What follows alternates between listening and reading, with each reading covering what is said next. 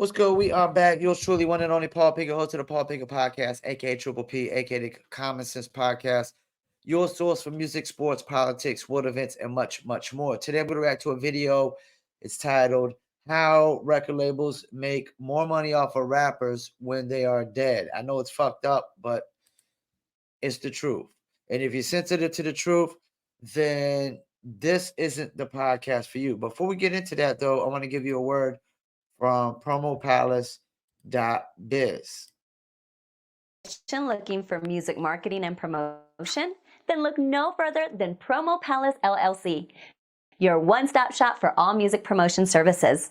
Services include Spotify playlist pitching, YouTube video promotion, record pool promotion, blog placements, radio airplay promotion, SoundCloud promotion, and much more. With over 2,000 customers and over 10 years of experience in online promotion, Promo Palace LLC is a company you can trust. For more info, please go to promopalace.biz. See you there. That's right. You heard a beautiful lady. If you need online marketing promotions for your music, product, brand, or service, please go to promopalace.biz. Get 15% off music promo at promopalace.biz. Use coupon code Labor Day 2023 in the checkout. And that will work on all products and all services at promopalace.biz. All right, let's get into it. Sales rose by 487%. And for Mac Miller, that number was up to 970%. 970%. There's no way in hell you can convince me that people who are a part of these record labels are not looking at this and saying, well, isn't that interesting? DIY. It is unfortunate that we're at a place in time in hip-hop where even the subject of death feels like the content of somebody's video game. I don't treat it like that. I look at this, and the first thing I think about when I see rapper death is families. Beyond fans, beyond what they represent with their music. And it hasn't always been like that. I think as a fan, the first thing you think about is your own fandom of some of these artists. But the older I get, the more my responsibilities change. One is being a father, as a being a husband. The more you start to think about these folks being breadwinners, these folks being support systems for families. With that said, the name of the video is Why Labels Want Your Favorite. Before he goes further, first thing I think about is culture problem. That's what I think. I think about culture problem when I think about all these rappers dying from overdoses and getting murdered. Rappers dead. This video is quite disturbing. It's astonishing to see the long list of rappers who have passed away in recent years. I would read that list, but honestly, it's just way too long.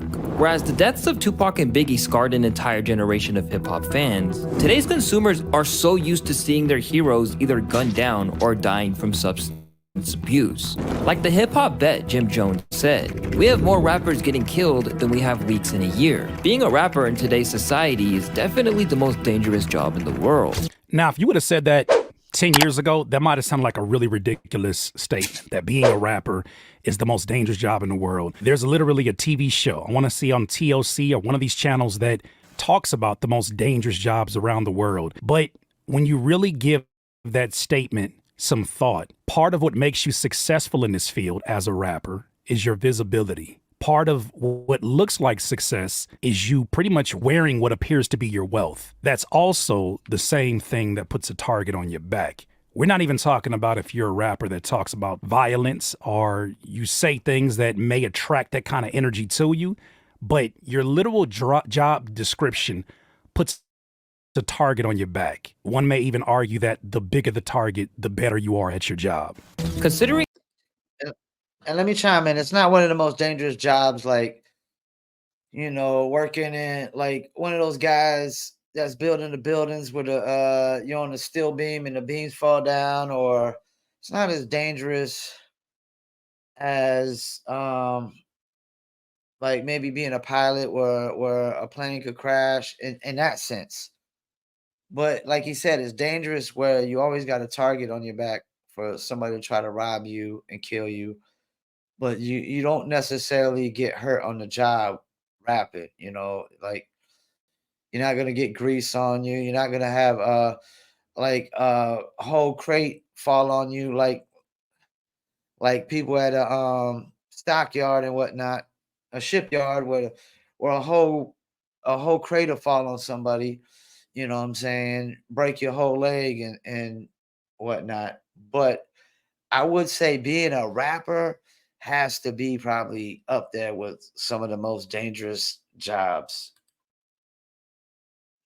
How unsafe it is out there. You would think that record labels would be taking steps to save these young artists from prematurely passing. But some rappers believe this is exactly what they want, as when a rapper dies, their sales explode. Seriously, I can't believe I'm saying this, but as horrible as it sounds, there's tons of evidence to back this up. But the truth of the matter when it comes to hip-hop, in my opinion, is like, we got to stop pretending we care about these people, we care about these kids. This is a business. They want to use you and destroy you and get your money, and it's better for their business if you're dead. That's why they put out albums after you died. If they cared about you as an artist, they wouldn't do that. Shout out Vince Staples. We just recently did a video about him. Somebody gonna have to tell the truth, and I'm gonna tell it. I don't know how many of you question it, but I've always questioned the work that comes out after an artist has passed away. I wonder how much of it was actually okay to go out. I think the first time I started paying attention to it was probably after Pac's death, and they talked about all the music that he had recorded in a short window of time after he was released from prison. With that said, though, I was younger and just thinking about shallow things like, I wonder what all the music sounded like. The more that I start to look at it from the point of view of an artist, like I'm an artist myself, man, imagine somebody digging through my folder of beats that I never wanted to finish, or songs that really were meant to be scratch ideas, and because I was signed to a company or signed to a label, they're able to just comb through that and squeeze whatever juice they can left out of that and make as much money as they would like through that. It definitely, at the very least, seems like a very insensitive way to monetize off of an artist that has passed away. And let me chime in. When it happened with Pac, at the time, most people were thinking like, oh, they're just trying to keep Pac's memory alive and this, that, and the third. But no, they realized they had they could capitalize majorly. You know, it was all about this. It's all about the money, money, money, money, money. Every time that a rapper dies, the streaming numbers of their existing catalogs boom. For example, after PNB Rock was tragically shot and killed in 2022, his numbers shot up 652%. PNB Rock, rest in peace, PNB Rock, unfortunately was gunned down here in... Before you finish, think about that. So if you're getting like 1 million streams per month before you die, and it goes up 650%, I think it said. So his streams went up basically to like 6.5 million a month. What did Biggie say? You nobody till somebody kills you. Southern California, there was an increase of 652% of people looking into streaming his music. Now, there may be many reasons why people do that. Some people are just reminded, oh man, that was a song that I listened to, or maybe it's diehard fans that are saying, man, I gotta stream this. And a lot of folks are just being nosy and wanting to see now what this artist was about, even though they weren't checking for them when they were alive. But 652% is a pretty crazy number. One might believe that's too crazy of a number for a label to ignore, because I imagine the ripple effect is merchandise going up and other sales of things that maybe otherwise weren't doing those numbers. 100% is too much for a label to ignore. When you can go from 1 million to 2 million like that, you could double when you could double your listeners or consumers or profits like that. Yeah, who's not going to do it? His song Selfish also re-entered the charts at number 17, Wow. making it his first appearance on the charts in over 3 years.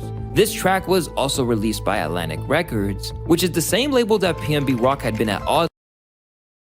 So his song was out of the charts for 3 years, and when he died, it went back into the charts because it started streaming so much. With for years over an unfair deal. If I am at odds with the record label and we have not resolved those, under what circumstances does that record label then feel like it is okay for them to then conduct my business? We have unresolved issues. Similarly, when XXXTentacion and Pop Smoke lost their respective lives, their numbers were equally insane. For X, he broke Taylor Swift's one-day streaming record, while Pop Smoke's numbers rose by 400%. As the news of Juice WRLD's passing hit, sales rose by 487%. And for Mac Miller, that number was up to 970%. 970%. Without accusing anyone of anything, these numbers, as ridiculous as they are, there's no way in hell you can convince me that people who are a part of these record labels, the ones who are decision makers, are not looking at this and saying, well, isn't that interesting? An artist that you view. That's almost 1,000% increase. Now, we just started Live from Vietnam podcast, which actually new episode launches tonight on YouTube, Facebook, Instagram, Rumble, and Twitter. Check us out, Live from Vietnam. I mean, we had an increase, from 1 month to the next of 999% increase, but we're just getting started. Somebody who's established like that and it dies and has almost 1,000% increase. That means if they had 1 million listeners, when they died, their listeners went up to 9.7 million. It's crazy. You as an investment for whatever reason is not selling like they once did, generating the income they once did when they were first signed. For somebody that's on some diabolical shit, man, maybe this is one last way to cash out on this brand. As ridiculous as that may sound for somebody, you can't ignore that, because look at these numbers. 970% is increase after Mac Miller's death. That is wild. All of this is absurd when you consider how popular they already were to begin with. So you can see why it's so profitable. Did I not just say that? It's one thing when we're a new podcast and we might got few thousand views the first month, and then we go up to a 999% increase. We got about 28,000 in the last 30 days. But you're talking about the guys who already had millions of listeners getting almost 1,000% increase. Wow, Mac Miller was so huge. Profitable for labels to have your favorite rappers killed. You know what doesn't often get talked about either? The business of putting these artists as the face of playlist after they pass away, or putting their face on a billboard that is at the top of these streaming websites. I wish we could see the stats of how much this increase in percentage in terms of their streams going up is attributed to their face and a RIP being front and center on every streaming platform, if not just Spotify alone. Because if that's the case, I hate to say it, as insensitive as it may sound, it sounds like it's part of a rollout plan. Shit is sick, bro. It just seems like a tasteless cash grab if they're releasing something the artist never got the chance to veto.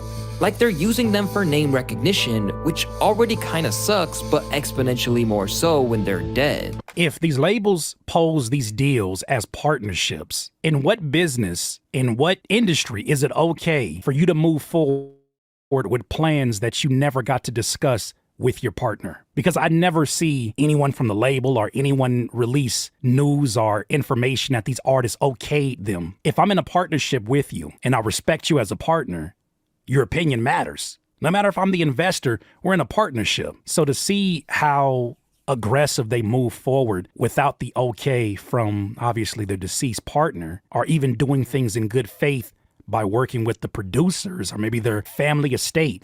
Shockingly, 7 of the artists in the top 10 most streamed albums on Spotify are all dead. Let's run that 7 of back. the top Hold up. albums that sit right now, respect.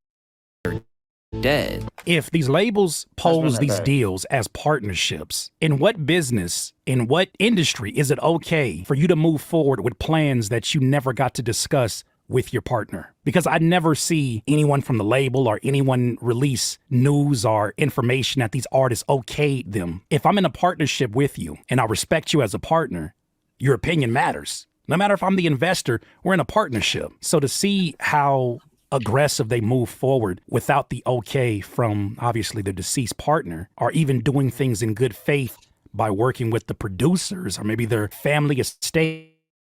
Shockingly, 7 of the artists in the top 10 most streamed albums on Spotify are all dead. Wow. 7 of the top 10 most streamed albums on Spotify are all dead. That's 70%. I mean, who's the other 3?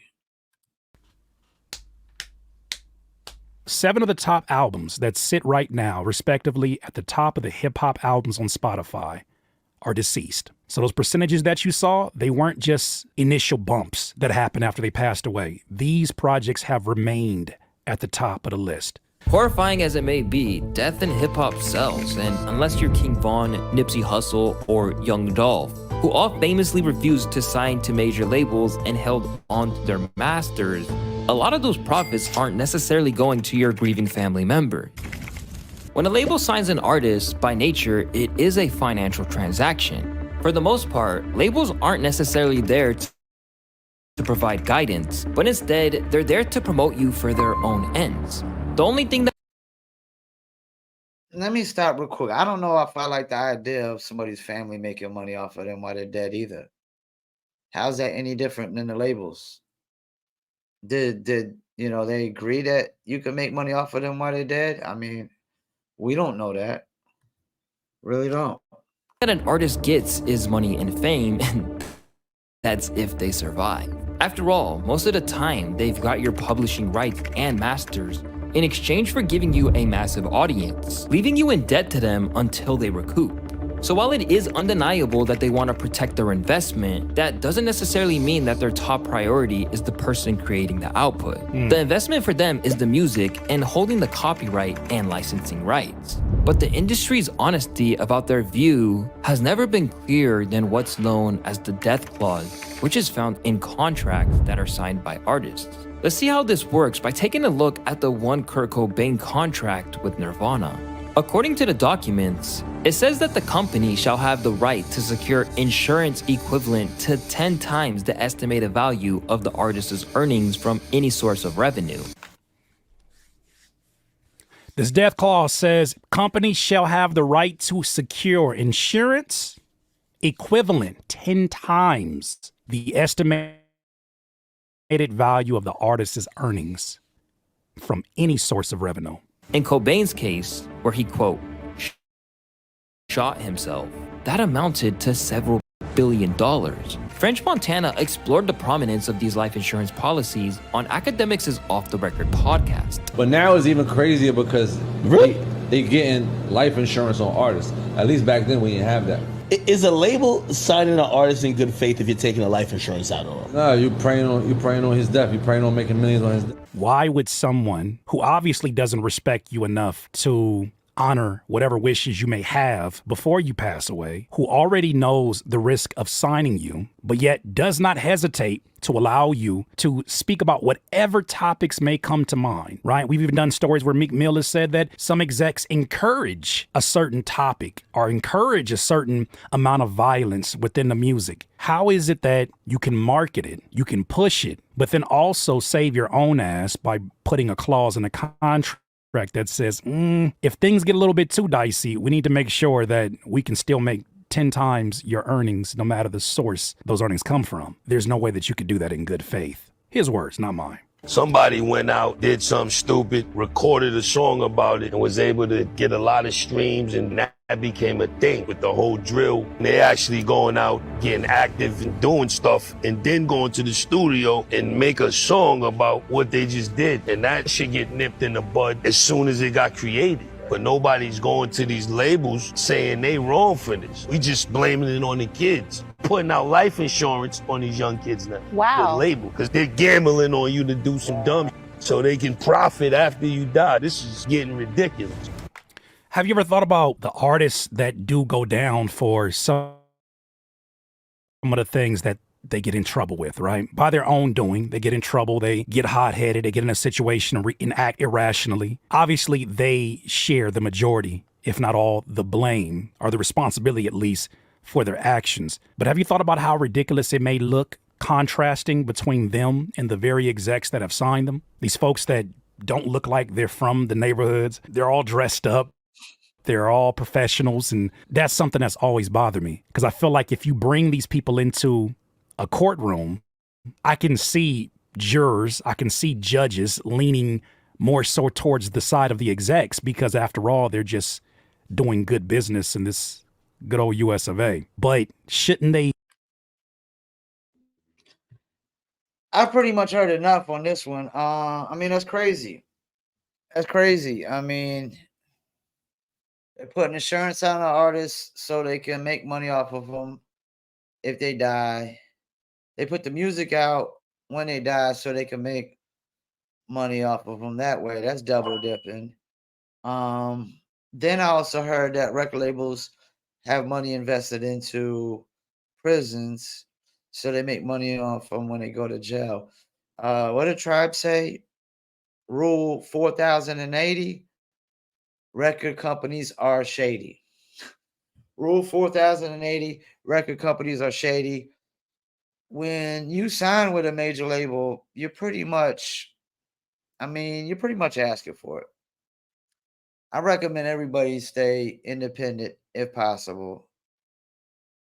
Try to stay independent. When you sign to the label, you're giving up a lot. You're giving up percentages, you're giving up masters, publishings, a lot. You're giving up musical freedom, you know, you're giving up a lot. So, yeah, I guess the moral of this one, how record labels are making more money off of rappers when they're dead and gone, is Rule 4080. Record companies are shady. And that should be common sense and common knowledge, man. It should be common sense and common knowledge at this point, you know. And I don't really feel sorry for people who sign record deals and don't have a lawyer look over it and don't have a lawyer look behind the lawyer. You have a lawyer look over it, then you gotta have a lawyer look behind the lawyer, make sure he ain't trying to get over on you. Because for all you know, he might be working with the label. Because what? What Tribe say? Rule 4080, record companies are shady. Once again, I'm out, Paul Pickett Podcast. Peace.